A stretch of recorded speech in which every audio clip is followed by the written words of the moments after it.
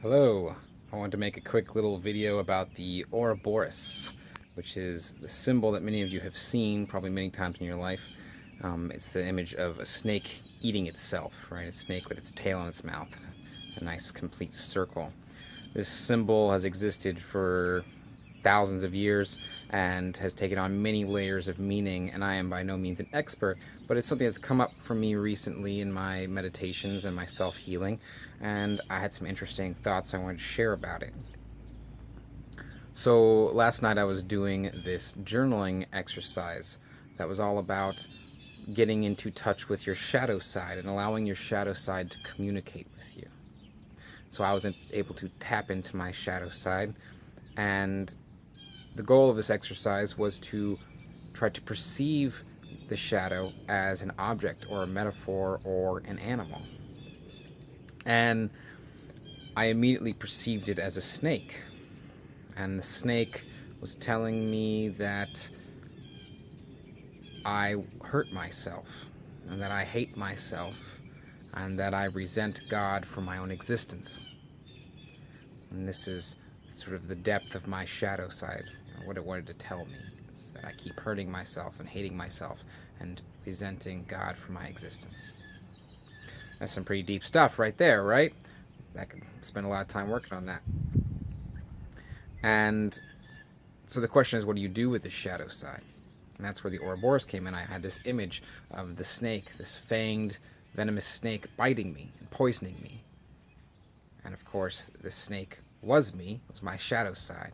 And so I saw the image of the Ouroboros, the snake consuming itself. I started doing some research about the Ouroboros, and I came across some great quotations from Jung.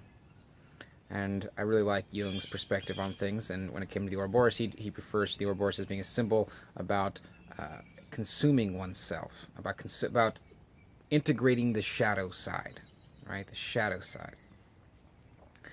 And in more ancient traditions of the Ouroboros, it represents unity and wholeness.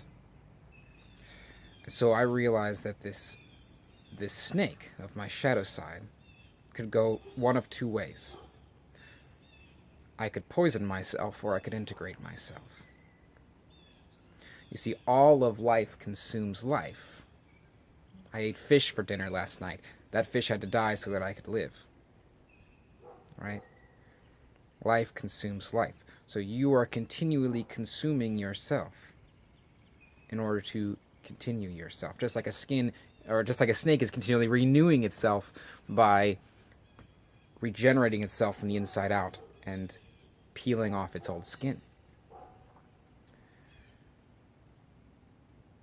So we are always consuming ourselves. You can consume yourself in a way that is poisonous or a way that is healing.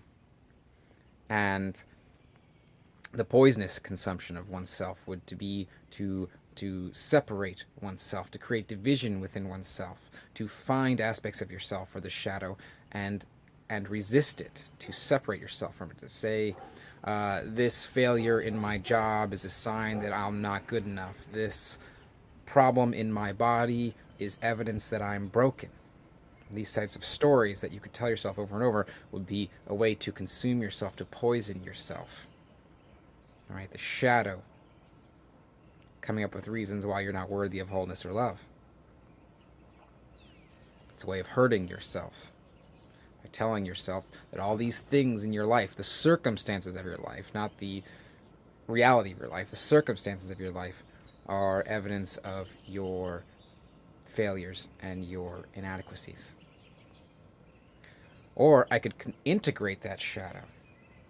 I could consume myself and integrate that shadow in a form of healing and create wholeness and say, this problem with my job is not evidence that I'm a failure.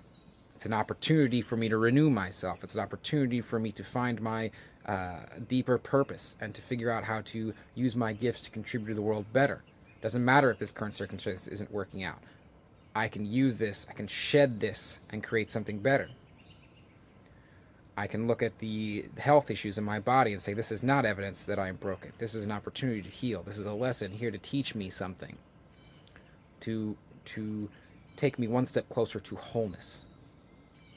Eckhart Tolle talks about how all suffering originates from resisting the now, resisting what's happening in the present moment, the circumstances of life. And that the beginning of healing occurs with acceptance and letting go of resistance to the circumstance of life. And that sounds a lot to me like integrating the shadow and experiencing wholeness as a result of that integration. So that's what the Ouroboros has begun to symbolize for me. I'm going to continue working with this symbol and continue working with this this spirit of the snake, see what else I can learn from it. But the way I see it, I can consume myself in a poisonous way by further creating separation and allowing the shadow of hate and dissatisfaction to grow, or I can renew myself by consuming the shadow, by integrating the shadow, and experiencing healing through acceptance and non-resistance. I hope that made sense. It's sort of just an impromptu video. I'm going to do more of these. Alright, thanks.